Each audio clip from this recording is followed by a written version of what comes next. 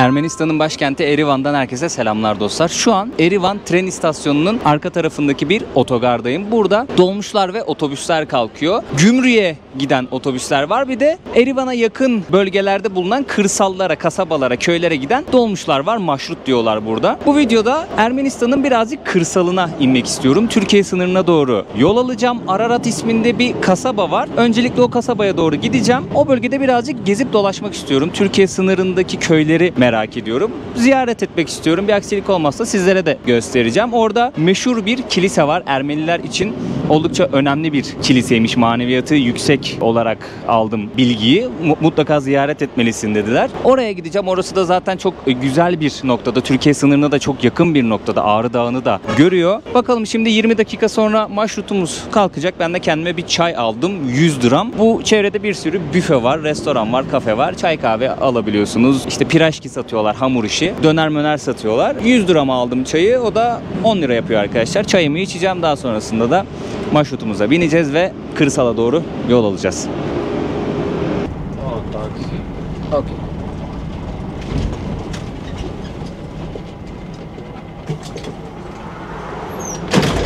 Merci.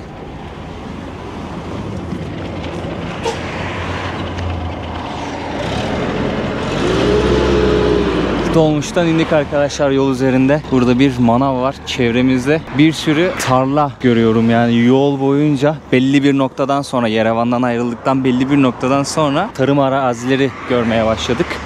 Ne yetiştiriyorlar tam olarak bilmiyorum ama şimdi yol ayrımında indik. Burada bak şarap şişelerinin reklamını asmışlar. Üzüm bağları da olabilir bu çevrede. Biliyorsunuz Ermenistan'ın şarabı meşhur arkadaşlar. Pokur Vedi. Vedi Vadi diye düşünüyorum. Kilisenin olduğu tarafa doğru şimdi 4-5 kilometre yürüyeceğim. Normalde böyle taksiler bekliyormuş. Taksiyle de o tarafa gidebilirsiniz ama ben buradaki yerleşim yerlerini de görmek istiyorum. O yüzden belki birileriyle tanışırız. Bakın burada üzümler var. Tamam, şaraplık üzüm yapıyorlar. Gördüğüm kadarıyla bu bölgede insanlar sanırım bir arazi alıyorlar. Kendileri bir ev inşa ediyorlar. Şu karşıda gördüğümüz evler mesela. O araziye de bir şeyler ekiyorlar. Mesela burada birinin bahçesi var. Bir şeyler yetiştiriyorlar. Belki sadece kendileri tüketiyordur ya da satıyor da olabilir. Bilmiyorum artık. Mesela buraya bir taş ev inşa etmişler. Önünde gayet güzel bir bahçesi var. Bunlar da gaz borusu arkadaşlar. Böyle köylere, kasabalara gaz iletiyorlar bu borularla. Şu mahalleye girelim ya. Burası bir köy. Ya bu çevrede irili ufaklı köyler var, kasabalar var. Tabii günün en sıcak olduğu zamanlardayız şu an. Saat 1.30'a geliyor. Ben de biraz geciktim buraya gelmekle. O yüzden sıcağa kaldık. Çok insan göremeyebiliriz. Hello, Barev. Barev. Horvirap. Money? No? Okay. Best Plato. Merci. Burak. Sarkis.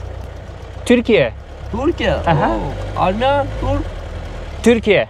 Türk. Turk. Aha. Oh. Armenian. You good? You good? Good. Merci. Merci. Yürüyordum da abi böyle geçtiğini gördüm. Selam verdi. El salladı. Ben de el salladım. Sonra döndü geldi. Nereye gidiyorsun diye sordu. Ben de dedim kiliseye doğru yürüyorum. Otur dedi koltuğa, gördüğünüz işaret etti. Bırakacak kiliseye doğru. Birden oldu vallahi, spontane oldu, ben de beklemiyordum. Sadece selam verdiğini gördüm, el salladım, o kadar. Sonra olaylar gelişti. Armen. Armen. Armen. Okay. Okay, no problem, okay. No problem. Türkiye problem? No problem. Türkiye. Armen. No problem. No problem. Ağrı, Okay. Ararat. Okay. Aha. So. Okay. Çiazemla. Çazemla. Burada hemen karşımızda Armenya. Küçük Ağrı ve Büyük Ağrı var arkadaşlar. Armenya. Ararat olarak adlandırıyor Armenya. buranın insanları. Armenya, Masis. Türkiye, Masis. Aha. No. Zemla. Armenya. Aha. İma Türkiye. Jibut.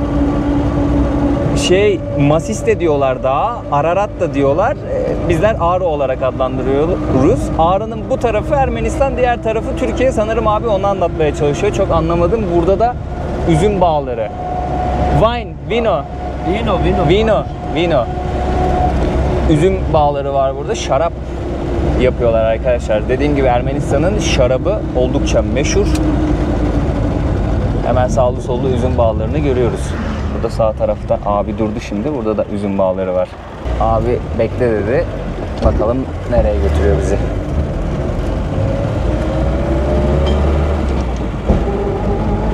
Bunlar mısır tarlası. Bunlar mısır tarlası. Diğer taraf sanırım üzümdü. Ha burası da üzüm. Şu arka tarafta mısır kaldı. Aa abinin tarlası galiba. Oraya doğru götürüyor. İyiyim. Ha tamam. Abinin tarlasıymış buralar. Ne kadar iyi. Elma, armut galiba. Tam göremiyorum. tamam. Gözlüğüm yok. Duşes. Armut. Ha duşes, armut. Tamam şimdi gözlüğü taktım da. Gözümde değildi. Abrikos. Abi ayıp olmasın diye. Abrikus burada kayısı ağaçları var. Kayısı galiba abrikus. Aynen. Kayısı ağaçları var arkadaşlar. Barak ne kadar iyi. Aa, abrikus daha yeşil yeşil daha. O ben çok severim bu halindeyken ya sarıya dönmeden. Kahve sütesi. Tamam. Abi inelim dedi ama nasıl açacağız? Buradan açacağız. Şöyle çantayı atalım. Abrikus. Abrikos. Buyur abi geç. Yol göstersin bize abi. Sıfır dille bir şekilde anlaşmaya çalışıyoruz. Beden diliyle, Ermenice, Türkçe. Mersi. Anuş. Oo, çok güzel. Anuş. Bak bu hali müthiş oluyor. Böyle kıtır kıtır oluyor. Ben çok seviyorum ya. Aa mersi. Anuş. Mersi. Anuş afiyet olsun demek galiba. Pert. Abrikus tert. Persik. Persik. Bu Persik, это русский persik. ha Ruski. Ha Rusça ismi galiba persik. Bu ne ağacı? Ber. Meyvesi var ama ha şeftali. Ha, Şeftali. Şeftali. Aa. Hadi hadi.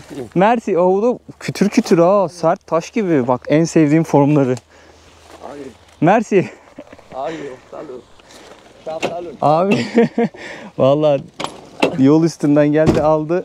Tarlasına getirdi bir de meyve ikram ediyor sağ olsun. Kapıyı kapatalım da. Da kiliseye kadar da götürecek vallahi sağ olsun. Met kamera pay. Aha. Buradan yine sanırım arkadaşı. Pogos medle kalbi.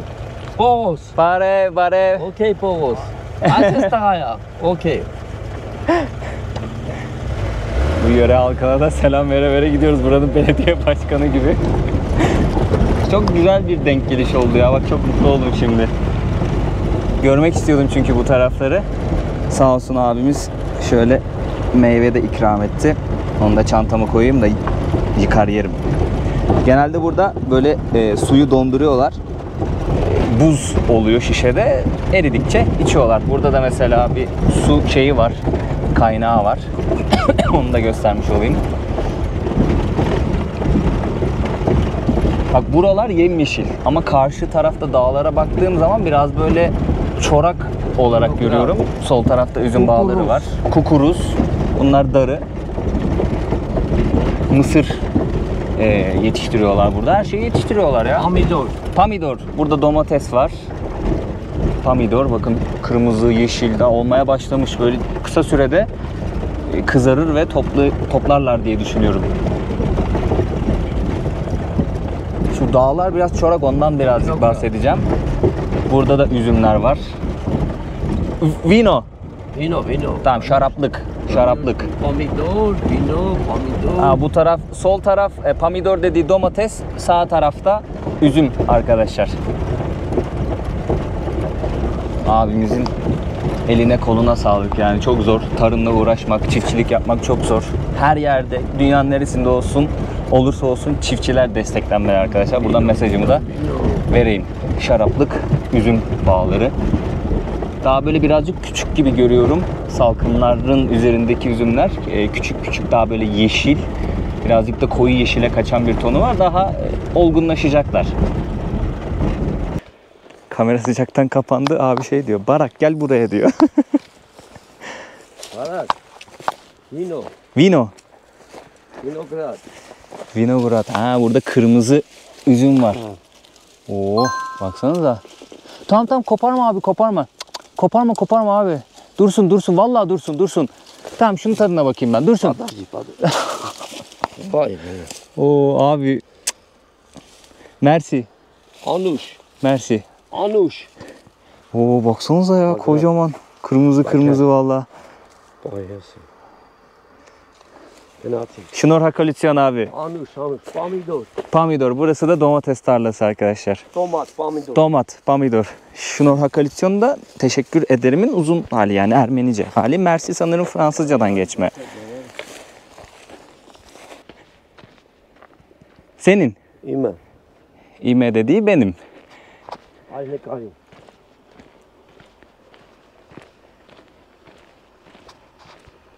Yemiş. Din. Yemiş. İncir. Aa kavun. Oo abi ne yapıyorsun? Bana mı? Gnazing. Ali. Abi Getty. kavun verdi kucağıma. Komum. Ya bir el salladık olay nerelere geldi ha baksana. Kavun var, üzüm var, şeftali var, kayısı var. Ben nasıl keseceğim bu kavunu? Oy çok güzel kokuyor ha. Çok iyi kokuyor. Abiyle biz bayağı bir sohbeti ilerlettik. Şimdi o dinlendiği yerdeyiz halen. Burada arıları var. Abi de maşallah kendisi de arı gibi her şeye yetişiyor. Bir sürü meyve sebze yetiştiriyor. Burada bal üretiyor yani arıcılık da yapıyor. Şimdi su getirdik. Sanırım bunun içine koyacak. Ermenistan'da bir köy Garni hayatı, Türk, kırsal Garni. hayatını görüyoruz arkadaşlar. Garni. Garni. Bu Garni bölge arkadaşlar burada. Önemli bir tapınak var. Yani kilise Garni? var. Kilise var daha doğrusu. Ha Garni. Oranın Garni. suyu. Meguin garni curenk talim. Arı, vız vız vız. Umarım sokmazlar bizi. Şimdi burada tahtayı yerleştirdi. Bu işlemi arılar su içsin diye yapıyor diye düşünüyorum. Bilgisi olan varsa bizi bilgilendirirse çok sevinirim. Burada böyle kovanlar var.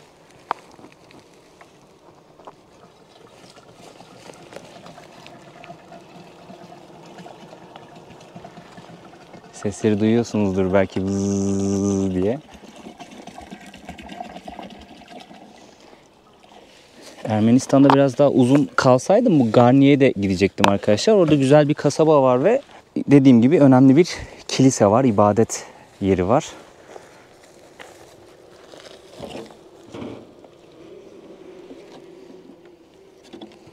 Oo. Bakın peteklere bakın. Nasıl çalışıyorlar. Meğer. Bal. Meğer. İlk defa bir peteği bu arada görüyorum hayatımda. Ermenistan'a kısmetmiş o da. Armestan meğer. Burada bilgi için bir şeyler yazmış üstüne. 3F, 3Y gibisinden. Abinin kendine yaptığı bu dinlenme yerinde böyle bidonlar var. Orada bardak, çanak vesaire bir şeyler var. Buraya da birkaç kanepe atmış, koltuk atmış. Böyle oturup dinleniyor. Konyak. Ha konyak. He. Vodka. Vodka. Armyanski. Armyanski. He. Ermenilerin bu topraklarda yaptığı konyaklar. Burada fabrikayı da görmüştük Erivan'da arkadaşlar. Bu da gayet meşhur ve vodka. Böyle şişelerde yapıp saklıyorlar, içiyorlar. Sanırım abimiz de bize ikram edecek. O yüzden bardak da getirdi. Hı hı. Gel. Bir sana, Gel. bir Yes. bana. Afiyet olsun. Окей. Okey. Окей. Это когда? Ага. Со мной. Со мной. Со Вот mной. Hop. кушаешь. Kuşiş. Это окей. Yes. Это человек. Çelavek. Окей. İyi. Окей. Güzel. Güzel. Güzel. Güzel. Güzel. Hı. Aha. Все. Abi domates getirdi. Yıkadık. Kayısıları yıkadık. Üzümleri yıkadık. Şeftalileri yıkadık. Beraber şimdi afiyetle yiyoruz arkadaşlar. Gel. Anur. Hau. Bayağı lezzetli bu arada. Domatesin tadı çok iyi. Kokusu da bayağı iyi. Çok güzel kokuyor. Abrikos. Anzik kezi. Abi bak her Okey. aldığı şeyi ikiye bölüyor. Kardeş payı yapıyor gibi düşünün. İkiye bölüyor. Yarısını bana veriyor, yarısını kendi yiyor.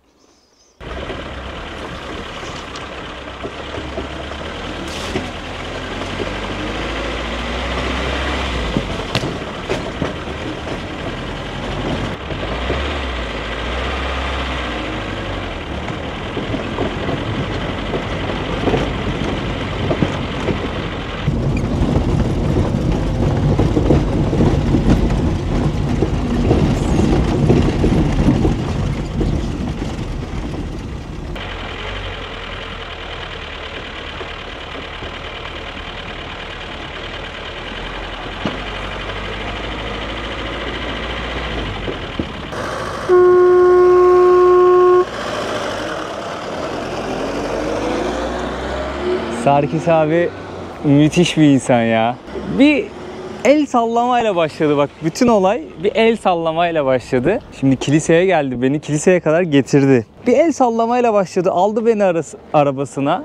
Birazcık böyle sohbet etmeye çalıştık. Daha sonrasında nerelisin diye sordu. Türkiye dedim. Sonrasında çevredeki o tarlaları gezdirmeye başladı. Sonrasında gezdik birkaç yerden böyle meyve topladık. Bal ürettiği, o arıcılık yaptığı yere geldik. Dinlenme yeri yapmış bir de kendine. Orada oturduk.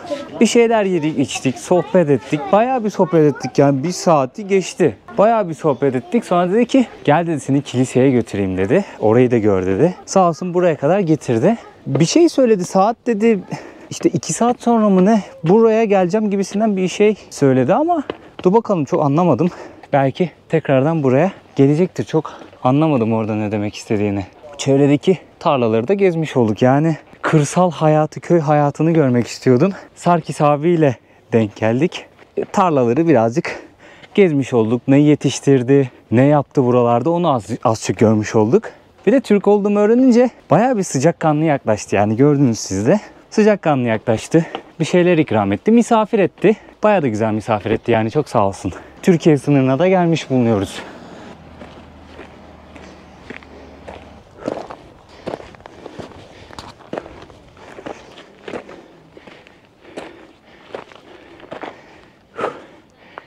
Ben Sarkis abinin yaklaşımından şunu anladım. Aynı coğrafyanın insanıyız. Farklı etnik kökenlere de sahip olsak aynı coğrafyanın insanıyız. Çok uzun yıllardır beraber yaşıyoruz. Belki bir İngiliz, bir Alman, dünyanın herhangi bir yerinden gelen bir turist olsam yine onu misafir edecekti. Kendi kültürünü yansıtacaktı. Misafirperverliğini gösterecekti ama belki Türkiye'den geldiğim için ayrı bir özen gösterdiği gibi hissettim ben. Zaten söyledi. Türkiye, Armenya dedi, no problem dedi. Bana da sordu. Dedim no problem. Bir şekilde halkların diyalog içerisinde kalıp barış ortamını sağlaması gerekiyor. Hepimiz bu coğrafyanın insanıyız. Yani aradaki buzları eritmek, birbirimizi tanımak gerekiyor. Konuşmak, diyalog yaratmak gerekiyor. Elbette düşünce farklılıklarımız olacak. Önemli olan barış içerisinde huzurlu bir şekilde beraber farklılıklarımızla yaşayabilmek arkadaşlar. Bu arada şu olayı hiç sevmiyorum. Bakın burası bir ibadethanenin olmanın dışında bir tarihi eser arkadaşlar. Bir tarihi yapı. Yani gelip buraya kazımışlar isimlerini, başka bir şeyler kazımışlar vesaire. Çok büyük saygısızlık diye düşünüyorum. Yani bu yapılmamalı bence. Yani bu, ben dokunurken bile 1000 kere düşünüyorum acaba hasar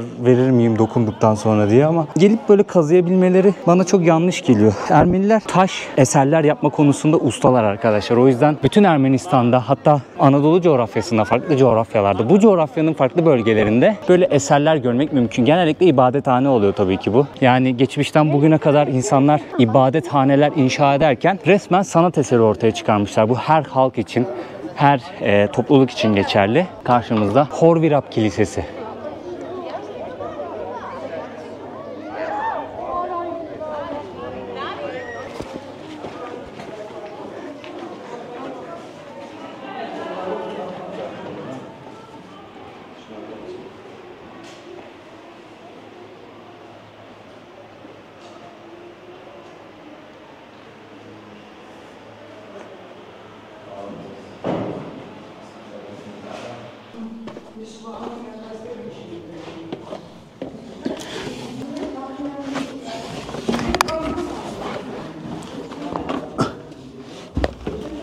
Burası nereye iniyor bilmiyorum ama bayağı bir dar.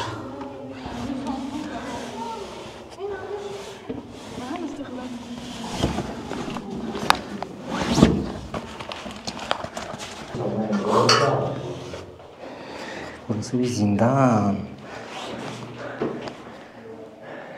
Burası bir zindan. Hiç hava yok arkadaşlar. Tamam, buranın hikayesini biliyorum ben. Orada olsa gerek, yani tahmin ettiğim yer olsa gerek. Şu an bir zindandayız. Olabildiğince dar bir yerden indik buraya, yani çantayla geçmem çok zor, o yüzden çantayı çıkardım. Tamam, zindandayız şu an arkadaşlar.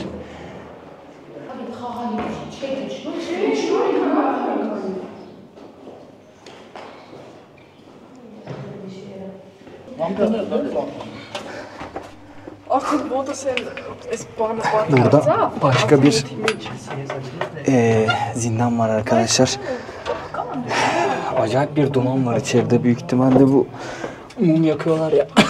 Ondan kaynaklı. İnanılmaz bir duman. Ve yer altına doğru gidiyoruz. Hiçbir şey gözükmüyor. Burası da bir zindan. Hiçbir şey gözükmüyor. Şuraya bakar mısınız? Burası da bir zindan. Buranın hikayesini çıkınca anlatacağım çünkü nefes alamıyorum doğru düzgün. Çok fena. Çok fena burası. Hiç hava yok. Hiç hava yok. Hiç hava yok. Şu gördüğünüz beyaz kızım full duman.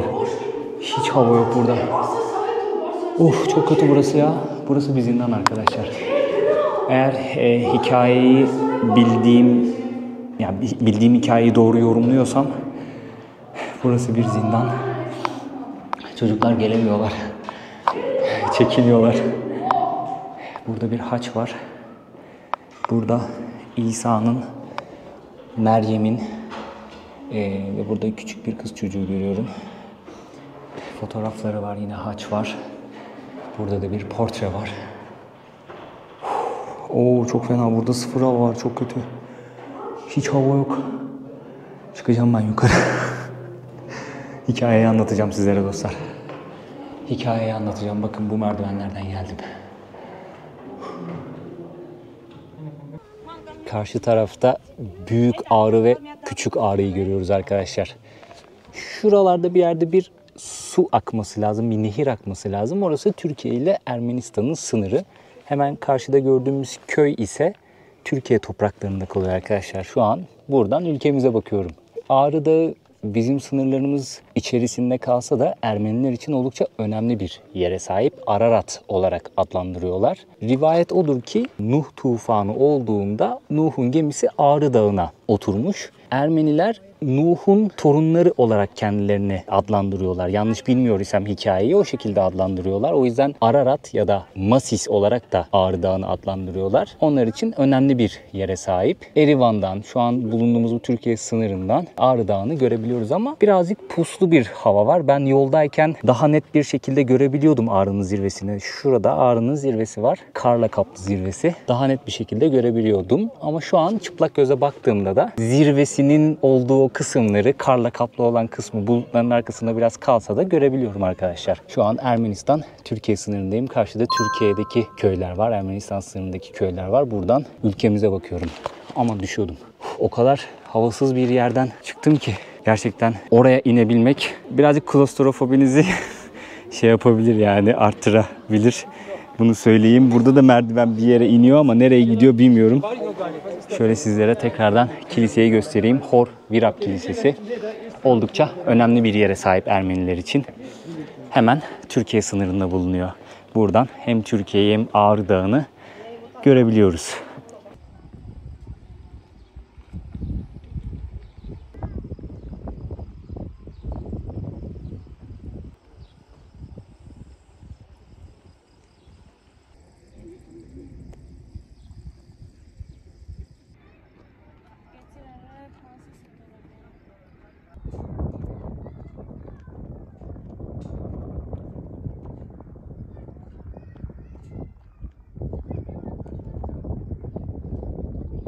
Hor Virab derin zindan anlamına geliyormuş arkadaşlar bu arada. İnternette yazan hikayeyi sizlere aktarmak istiyorum. 3.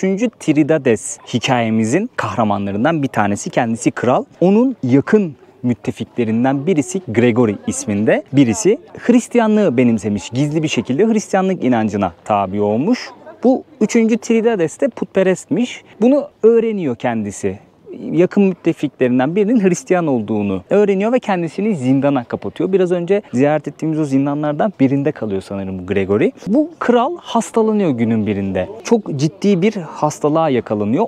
13 sene o zindanlarda kalmış Gregory. Hikaye odur ki, rivayet odur ki kralı sadece Gregory'nin duaları iyileştirebileceği kulaklarda artık hikayeleştiriliyor ve kral diyor ki tamam, çağırın gelsin ve beni iyileştirsin. Gregory de kralı iyileştiriyor. Kral da o günden sonra Hristiyan Hristiyanlığı benimsiyor ve rivayet odur ki Ermenistan o günden sonra resmi olarak Hristiyanlığı benimsemiş bir topluluk. Böyle söyleyeyim, yani hikaye bu şekilde internette yazıyordu. Tabii ne kadar doğrudur, ne kadar rivayetleştirilmiştir bilmiyorum ama böyle bir hikaye okudum. Buraya gelip bunu sizlere anlatmak istedim. Burayı göstermek istedim. Buradaki köyleri de gezmek istedim. Şanslıyız ki şu ana kadar keyifli ilerliyoruz diye düşünüyorum açıkçası. Ve buradan güzel ülkemizin de manzarasını izlemiş oluyoruz. En büyük hayallerimden biri Ağrı Dağı'na çıkmak arkadaşlar. İlk videolarda şeyi söylemiştim. Sanırım o doğruymuş. Eğer Ağrı, yani Ararat sizi seviyorsa kendini gösterir. Eğer sizi sevmediyse kendini saklar diye. Ben kısmen de olsa gördüm. Çok net bir şekilde görmedim. Tabii bunun mevsimsel olarak da belki bir durumu vardır. Ama Ağrı bana kendisini gösterdi. Umuyorum ki Ağrı'ya da zirve yapacağım bir gün. Yine bununla ilgili bir hikaye anlatmışlardı bana. Sanırım hangi kraldı bilmiyorum da Rus çarıydı galiba. Geliyor, Ağrı'yı görmek için geliyor Rusya'dan. Ama Ağrı kendini göstermiyor. Bir ay boyunca Ağrı'nın eteklerinde kalıyor. Ararat'ın eteklerinde kalıyor. Ama Ağrı kendini ona göstermiyor. En sonunda diyor ki yaverlerine, artık gidelim, hani bir aydır buradayız, göremedik Ağrı'yı. Diyorlar ki ama hani çarım, kralım, padişahım, üstad bu kadar bekledik, bari hani görüp öyle gitseydik. Çar da şey demiş, yani tamam biz Ağrı'yı görmeye geldik ama Ağrı kendini göstermek istemiyor. Öyle bir hikaye de var. Bunu da burada anlatmış olayım arkadaşlar. Güneş karşıdan vurduğu için birazcık böyle görüntü net olmayabilir. Ama sizlere manzarayı da göstermek istiyorum bir yandan.